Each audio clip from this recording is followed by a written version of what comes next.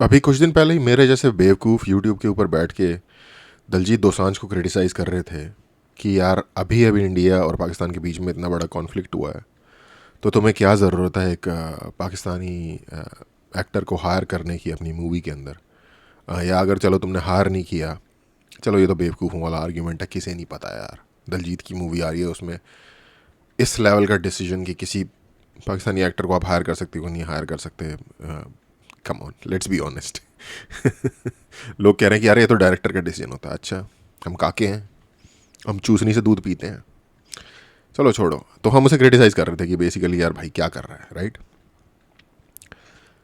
हम बेवकूफ़ हैं क्योंकि अब सरकार ने हम डिसाइड किया है कि सरकार दलजीत के साथ है। उन्होंने पाकिस्तानी यूट्यूबर्स के जो अकाउंट ब्लॉक किए थे उन्हें वापस रीइंस्टेट कर दिया है। बहुत बढ़िया।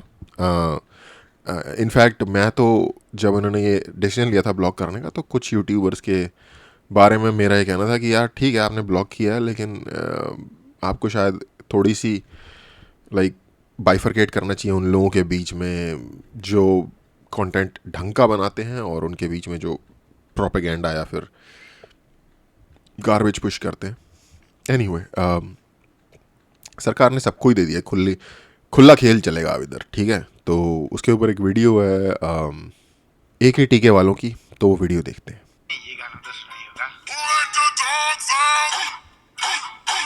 ये गाना ना पाकिस्तान पे 100% शूट करता है, क्योंकि अभी अभी जो बैन लगा था पाकिस्तान के यूट्यूबर्स पे और इंस्टाग्रामर्स पे, वो बैन ना हट गया है। ऑपरेशन सिंदूर से पहले पाकिस्तानी यूट्यूबर्स इंडियन व्यूवर्स से बहुत सारा पैसा छाप रहे थे। पैसा ही पैसा होगा। आईएसआई हैंडलर्स के बाद ना इन्हीं के पास थोड़ा सा आटा था पाकिस्तान में, लेकिन ऑपरेशन सिंदूर के बाद ना सबको बैन कर दिया गया था। और फिर उन्हें जाके समझ में आया कि भाई साहब पाकिस्तान में तो एक्चुअली भुखमरी है, जहर खाने का पैसा नहीं है तो जा। अब साले आरडीएक्स की रोटी तो खा नहीं सकते थे, उसके लिए तो आटा ही लगता है ना। फिर अब फिर से ना पाकिस्तानी यूट्यूब चैनल्स और इंस्टा अकाउंट्स जो है वो अनबैन हो गए हैं। फिर से पैसे कमा पाएंगे साले, पाकिस्तान की जीडीपी में फिर से सुधार आएगा, फिर से आसिम मुनीर पाकिस्तान को बेच पाएगा। अब यहाँ पे इतना सब कुछ हो रहा था, पर बेचारा दिलजीत वो फ्री में पेला गया। साला सारा फोकस एग्जैक्टली मैं भी यही कह रहा था यार। अनबैन करना था तो हफ्ता पहले कर देते, बेचारे दलजीत को बेफालतू में इतनी सुननी पड़ी। उसमें था कि सरकार ने इन्हें अनबैन कर दिया। अगर पाकिस्तान के यूट्यूबर्स अलाउड हैं तो भाई फिर तो सरदार जी 3 भी रिलीज होने देते। क्या ही दिक्कत थी उसमें। Come to my dairy and I will milk you something nice. What? वही एक और सरदार जी 3 भारत में बैन हो गई और दूसरी ओर पाकिस्तान के यूट्यूबर्स अनबैन हो गए। मतलब कुछ चल रहा है भाई साहब, ये क्या हो क्या सब ने बंग पी हुई है, सब नशे कर रहे हैं यार भाई साहब, क्या हो रहा है ये। ठीक है, इस पे साला किसी का ध्यान ही नहीं गया। Savera Pasha, BBN sports, caught behind, Rizwan Haider, Arsalan Nasir सब अनबैन हो गए। और उधर से Instagram accounts of Pakistani Arsalan Nasir decent बंदा है यार। आर्टिस्ट यमुना जैदी, धननीर मुबीन, अहाद रजा मीर, अहान सामी, मावरा हुकैन, अमीर गिलानी एंड दानिश तैमूर, ये सब अनबैन हो गए। ये सारे ना इंडिया में, इनमें से किसी का भी मैंने नाम नहीं सुना, बैन हो गए थे। जिसके बाद इन सभी को ये समझ में आ चुका था कि जो कटोरा पाकिस्तान के पीएम के हाथ में होता है, आया हूं तो आप समझे नहीं क्या कि मांगने आया, मैं मांग नहीं आया, लेकिन मजबूरी है। Beggars can't be choosers, please understand that. हमें पेट पालना है, खुदा की कसम। अब वही कटोरा। ये क्या वीडियो थी यार। वैसे एक बात बताऊं, देखो ठीक है, ये जो पाकिस्तान के पॉलिटिशियन है ये आके स्टेज के ऊपर गालियाँ वालियाँ देते हैं इंडिया को और जो कुछ भी करते हैं, ये सब प्रीटेंस है यार। बेसिकली एक्चुअल में डिसीजन मेकिंग हम सबको पता है पाकिस्तान में किसके पास है, कहने की भी ज़रूरत नहीं है। आर्म्ड फोर्सेस के मालिक फील्ड मार्शल जी, उनके पास है सारी पावर, ठीक है। ये एक कंफर्टेबल प्रिविलेज्ड पोजीशन में है और ये ऐसे ही बारी बारी से लाते रहते हैं बंदों को। कभी इमरान खान को ले आते हैं, कभी इसको ले आते हैं, कभी किसी और को ले आते हैं। तो इन लोगों के ये कह रहे हैं जो भी इनको करना है, जो भी बातें करनी है, लेकिन इनकी बातों का कोई नीचे देखा जाए तो कोई वेट नहीं है उसके पीछे। तो मुझे टू बी ऑनेस्ट कभी कभार थोड़ी सी दया भी आती है इन पे। इन्हें भी उठाना पड़ेगा। अब इंडिया ने इन सब पे ना बैन हटा दिया है। अब ये फिर से भारत को अच्छा बोलेंगे और अच्छे पैसे कमाने लगेंगे। और जैसे ही साले ये बैन हुए थे ना, वैसे ही ये यूट्यूबर्स अपने अपने माइक कैमरा बेच के ना कटोरा ले आए थे। अब वापस से कटोरा रिटर्न पॉलिसी क्लेम कर रहे हैं और फिर से इक्विपमेंट जुगाड़ रहे हैं। कुछ यूट्यूबर्स ने तो पाकिस्तानी गवर्नमेंट के लिए ना अप्लाई भी कर दिया था, बोले शूटिंग तो हम भी कर लेते हैं। पाकिस्तानी गवर्नमेंट इनको शूटिंग और ब्लास्टिंग की ट्रेनिंग दे ही रही थी कि साले ट्रेनिंग बीच में छोड़ के वापस आ गए। मकसद बीच में ही छोड़ दिया। भारत सरकार को सख्त लौंडा बनना था, पर नहीं, वो पिघल गए। कोई भिखारी दरवाजे पे आया नहीं, उसने अपने आंसू बहाए नहीं, उसने कहा नहीं कि देखो मेरी गर्लफ्रेंड मेरी बकरी भूखी मर रही है, प्लीज कुछ। यार पर एक्चुअली सीरियसली ये सोचने वाली बात है कि क्यों ये डिसीजन पहले तो ब्लॉक करने का क्यों लिया, मुझे तो ये समझ में नहीं आया। ठीक है, आई मीन उनकी गवर्नमेंट ने ट्विटर बैन किया हुआ था और अब उन्होंने सडनली जब ये हुआ उससे जस्ट पहले ट्विटर उन्होंने अनबैन कर दिया। उनका रीज़न समझ में आता है कि उन्हें अपने लाइक पेड उनके लोग होते हैं, लाइक 4-5 हज़ार पता नहीं कितने लोग हैं जिनका काम यही है ऑनलाइन प्रोपेगेंडा करना। पूरे उनके बड़े बड़े जैसे बीजेपी आईटी सेल आप लोग सुनते हो, वैसे उनके प्रोपेगेंडा आईटी सेल वगैरह हैं। तो वो उन्हें लाइक स्प्रेड करना था जनता में, अपनी स्पेशली अपनी जनता में। तो वो उसके लिए उन्होंने अनबैन किया कि ठीक है भाई, क्योंकि जनता ने देखना है तो जनता के पास एक्सेस भी होना चाहिए देखने के लिए। वहाँ तक समझ आता है।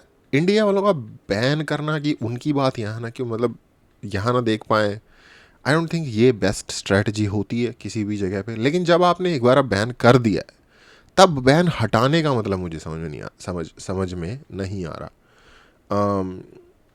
स्पेशली मैं देख रहा था कि कुछ यूट्यूब चैनल्स के 60 मिलियन के आसपास सब्सक्राइबर हैं वहाँ पे। 60 मिलियन लोगों के पास इंटरनेट एक्सेस नहीं है पाकिस्तान में। ठीक है, पाकिस्तान का आई थिंक टोटल मिला के जो इंटरनेट है, स्पेशली यूट्यूब वॉच करने के लिए आपको डेटा चाहिए होता है हैवी, तो उस लेवल का internet access I don't think Pakistan में है। 60 मिलियन 6 करोड़ लोग होते हैं। ठीक है, पाकिस्तान की पॉपुलेशन में, पाकिस्तान में 6 करोड़ लोगों के पास उस लेवल का इंटरनेट पेनिट्रेशन नहीं है। तो उसकी एक बहुत बड़ी पॉपुलेशन यानी कि इंडिया से भी है। ठीक है, और इनफैक्ट और देशों में भी होगी। आई डोंट थिंक उस तरीके का एक्सेस या फंड हमें देना चाहिए अगर हम एक कॉन्फ्लिक्ट में है। फ्रेंडली कंट्री है, जो मर्जी हो, ठीक है, समझ आता है। बट अगर वो कह रहे हैं कि हम आपके साथ एक कॉन्फ्लिक्ट में हैं, उनका आर्मी चीफ पहलगाम से हफ्ता पर पहले ये बात करता है या हफ्ते के अंदर के ये बात करता है कि भाई हम तुम्हारे साथ एक कंटिन्यूस स्ट्रगल में हैं। ठीक है, ये एक इनडेफिनिट वॉर है, कभी शांत हो जाएगी, कभी चलेगी, कभी हॉट हो जाएगी, कभी कोल्ड हो जाएगी, पर है इनडेफिनिट वॉर। और ये मैं नहीं कह रहा, वहाँ का आर्मी चीफ कह रहा है। ठीक है, जो कि हम सबको पता है वहाँ डिसीजन मेकिंग कौन करता है। और वहाँ का आर्मी चीफ अगर ये बात कह रहा है तो इसका मतलब ये लगा लो उसके नीचे का जो बेस स्ट्रक्चर है वो भी यही बात सोचता है, क्योंकि उनके अगेंस्ट जाके ये बात नहीं बोलेगा। अगला लीडर भी उसी बेस स्ट्रक्चर में से आएगा। तो यानी कि ये एक पॉलिसी है। और अनलाइक हमारे यहाँ गवर्नमेंट जाने के साथ अगर पॉलिसी थोड़ी बहुत स्विच हो सकती है, उनके वहाँ नहीं होती, क्योंकि आर्मी तो एक परमानेंट फिनोमिनन है, वो कोई इलेक्शन के द्वारा चेंज तो नहीं हो जाएगी। एनीवे, तो जैसा कि मैं कह रहा था, इसका कोई रीज़न, अपेरेंट रीज़न समझ में नहीं आ रहा कि ये क्यों अनबैन हुआ है। खाने को दे दो। ये दुहाई सुनते ही भारत सरकार के आंसू निकल गए और बस उन्होंने इनको अनबैन कर दिया। भाई ये तो शुरू होते ही खत्म हो गया है। वही इंडियन यूट्यूबर नीतीश राजपूत, वो पाकिस्तान में बैन है क्योंकि उसने बलूचिस्तान पे एक वीडियो बनाया था। और Nitish Rajput is probably one of the most unbiased people on YouTube. मैंने इनका ट्विटर भी देखा है, ये ऑफ कोर्स थोड़ा बहुत ट्रोल करते हैं पाकिस्तान को, पर जो इनकी वीडियो है जहाँ पे इनका बेसिकली इनका जो दायित्व है या जो इनकी रिस्पॉन्सिबिलिटी है वो इन्फॉर्मेशन शेयर करना है as truthful as per his best knowledge, ये इनकी रिस्पॉन्सिबिलिटी होती है। I think this guy does a phenomenal job in that particular segment. Twitter पे पर्सनल लेवल पे या एक्स वटेवर पे, पर्सनल लेवल पे जो पाकिस्तान के बारे में जो लिखते हैं या बोलते हैं या करते हैं, अपना ओपिनियन देते हैं, वो एज एन इंडिविजुअल इनका राइट है। Anyway, let's move on. आज तक वहां पर बैन ही है, उसके ऊपर से बैन कभी हटाया नहीं। ऊपर से पाकिस्तान ना लीगल। और बाय द वे, नीतीश के बहुत ज़्यादा फ़ैन है पाकिस्तान में। मैंने इनकी जितनी वीडियो में कभी अगर कमेंट सेक्शन में जाता हूँ, आधे से ज़्यादा पाकिस्तानी तारीफ़ें कर रहे होते हैं। एक्शन भी ले रहा है। खैर नीतीश राजपूत को ना पाकिस्तान में बैन होने से कोई खास फर्क नहीं पड़ता है। उसकी जो इंडियन व्यूअर्स है ना, वो इतना रेवेन्यू दे देते हैं कि उसको कोई फर्क ना पड़े। उसको एनीवेज मिलियंस ऑफ में लाइक टेंस ऑफ मिलियन में व्यू आते हैं। नीतीश राजपूत के इंडियन व्यूअर्स जो है ना, उसको इतना रेवेन्यू दे देते हैं जितने में आसिम मुनीर के सारे बंकर्स आ जाएं, वो भी उसकी बकरियों के साथ। नीतीश अगर अपना रेवेन्यू रिवील कर देना तो पाकिस्तान आईएमएफ से पहले नीतीश के पास जाएगा, भाई साहब लोन दे दो प्लीज। पाकिस्तान ने इंडियन यूट्यूबर्स को अनबैन नहीं किया, लेकिन भारत ने स्टेप ले लिया। भारत उस बाप की तरह है जो बार बार अपने नालायक बेटे को मौका देता रहता है, लगातार मौका देता रहता है कि अब पास होगा, अब पास होगा। पर बेटा इतना नालायक है कि हर बार पिछली बार से ज्यादा बुरी तरीके से फेल हो जाता है। कैसा बेटा है वे? इस वीडियो का थोड़ा सा ऑन अ फनी साइड पे एटीट्यूड था, ऑन अ लाइटर साइड पे लेट्स से। ऑफ कोर्स दोनों साइड के लोग एक दूसरे को ट्रोल मारते रहते हैं। यहाँ के लोग वहाँ वालों को भिखारी बोलते रहते हैं, वहाँ के लोग यहाँ वालों को टॉयलेट के नाम पे चढ़ाते रहते हैं। हालांकि आपको पता है, अगर आप पर कैपिटा के हिसाब से देखोगे तो रेशियो वाइज पाकिस्तान की ज़्यादा बड़ी परसेंटेज ऑफ पॉपुलेशन है जिसके पास टॉयलेट अवेलेबल नहीं है। बट चलो ठीक है, जब किसी को ट्रोल करना होता है उसके पीछे लॉजिक तो देखा नहीं जाता तो आई गेस वो एक ऐसी चीज़ है जो मैटर नहीं करती हैं। बट तो मेरा इस पूरे इशू के बारे में लाइक मैं सीरियसली समझना चाहता हूँ कि थॉट प्रोसेस क्या है इसके पीछे। लाइक बैन करने का भी समझ आता है, जैसा कि मैं कह रहा था कि मुझे समझ में नहीं आया कि वहाँ के उनको बैन क्यों किया। उनके लोगों का अपने यहाँ ट्विटर खोलना समझ में आता है, हमारे लोगों का वहाँ के यूट्यूबर्स को बैन करना भी चलो इस तरीके से समझ आता है कि वो flow of miss information towards Indian audience रोकना चाहते हैं। लेट्स से दिस, क्योंकि वहाँ के भी यूट्यूबर अपनी तरफ से बातें करेंगे और उसमें से बहुत बड़ा हिस्सा प्रोपेगेंडा और मिस इन्फॉर्मेशन भी होगा।